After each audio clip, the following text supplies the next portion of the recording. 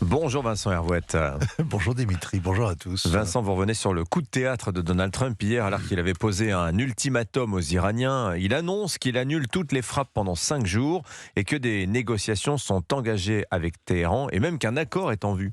Oui, alors le début de la fin du monde était prévu cette nuit à 0h40, c'est l'heure à laquelle expirait le délai de 48 heures imposé aux Iraniens pour libérer les trois d'Ormuz, sous peine de quoi Donald Trump promettait de détruire leurs installations électriques. Les Iraniens annonçaient en représailles le bombardement des Émirats, notamment la destruction de leurs usines de désalinisation. Sans eau, plus de pétrole, plus de shopping, plus de vie possible, 40 millions d'habitants contraints à l'exode et la fin des pétromonarchies revenues au désert.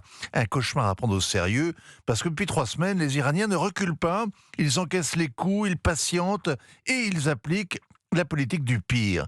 Mais alors qu'on guettait la fin du compte à rebours, Donald Trump a stoppé le chrono et annoncé qu'il suspendait cette campagne pour la semaine, le temps que les négociations engagées aboutissent. L'apocalypse est reporté au week-end prochain. Mais alors qu'est-ce que l'on sait de ces négociations ? Rien. On ne sait rien, ou 3 fois rien. Les ministres des Affaires étrangères pakistanais, turcs et égyptiens seraient à la manœuvre. Un premier rendez-vous téléphonique serait prévu aujourd'hui entre les 2 émissaires américains, Steve Witkoff, Jared Kushner, et le président du Parlement iranien, qui serait leur nouvel interlocuteur. Mohamed Ghalibaf est sans doute le plus ancien des responsables iraniens dans le grade le plus élevé.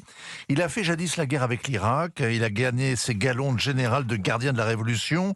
Depuis 40 ans, il a continué à se couvrir de sang, sauf que c'est celui de ses compatriotes. Donald Trump en a fait un portrait pourtant très flatteur, un leader très respecté et très raisonnable, a-t-il dit. À écouter l'Américain, le deal est sur la table. Les Iraniens seraient d'accord pour abandonner leur course à la bombe, pour partager le contrôle des trois d'Ormuz et pour changer de régime. A very good deal. On a envie d'ajouter for sure, évidemment. Alors évidemment, on peine à y croire. Évidemment, les Iraniens démentent. On reste donc dans le brouillard. Et il est ventilé par toutes sortes d'acteurs qui ne sont pas dans la tête de Donald Trump, qui restent parfaitement imprévisibles. En Europe, ce brouillard est encore épaissi par la détestation et le mépris que le Donald inspire notamment aux commentateurs. En tout cas, ces informations ont suffi à la bourse hier pour se relever. Alors c'était peut-être le but recherché, qui sait. Donald Trump dit tellement n'importe quoi qu'il est le plus indéchiffrable des chefs d'État, le plus indéchiffrable que le Sphinx. On remarque que la machine de guerre américaine n'est pas en pause, qu'elle profite de ce répit pour se renforcer. Des milliers d'hommes sont actuellement acheminés sur zone, comme si une opération terrestre était planifiée. On a eu l'escalade ce week-end.